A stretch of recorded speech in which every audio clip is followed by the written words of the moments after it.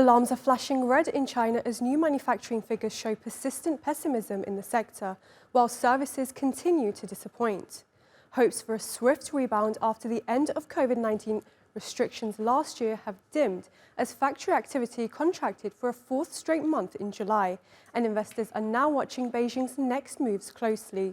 And while gross domestic product was up 0.8% in the second quarter, that number is well below the white-hot growth China's economy has shown in the past.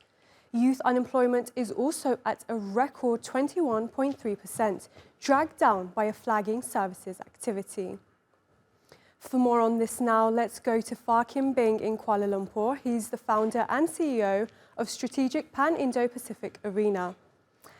Thank you for joining us. Chinese authorities have unveiled some support measures to revive the economy. What kind of support can we expect to see, and what sectors would this benefit? Well, to begin with, China will not resort to handing out cash to the Chinese individuals because with a population of 1.4 billion people, that's impossible. What China is trying to do is to first understand which are the sectors that are weak.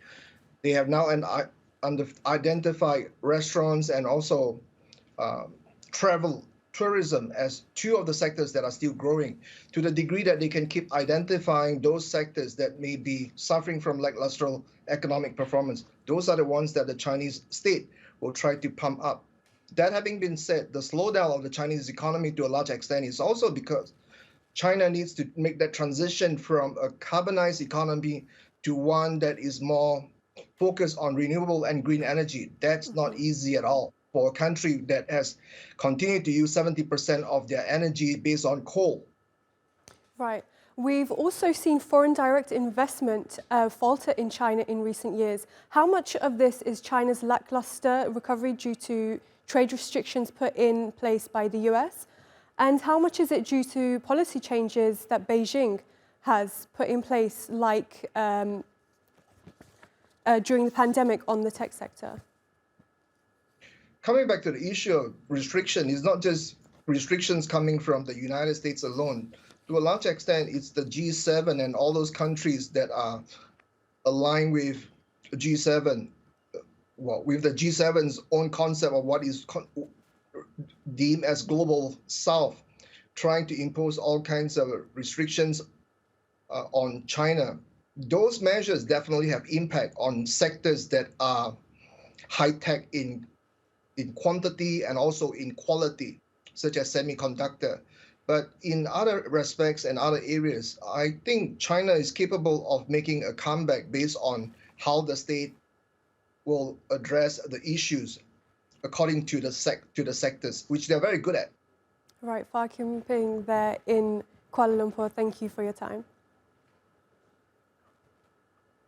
Now to other top business stories from around the world. The Eurozone economy has returned to growth in the second quarter, following 2 quarters of negative growth last winter.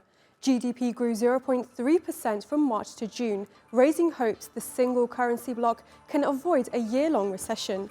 Meanwhile, inflation also continued its gradual decline, falling to a 17-month low of 5.3% in July. UK Prime Minister Rishi Sunak has confirmed the approval of 100 new oil and gas licences in the North Sea as part of efforts to increase its energy security. The government has said Scottish schemes would help it grow the economy and meet its 2050 net zero commitment. The decision is likely to intensify criticism from environmental groups who have called on Sunak to stop financing new oil and gas drilling. And Swiss National Bank has reported a loss of more than $15 billion in the second quarter. That's as interest rate hikes by the US Federal Reserve, the European Central Bank and others dented the value of its massive bond holdings. The country's central bank has also lost $3.6 billion on its gold holdings due to the lower price of the precious metal.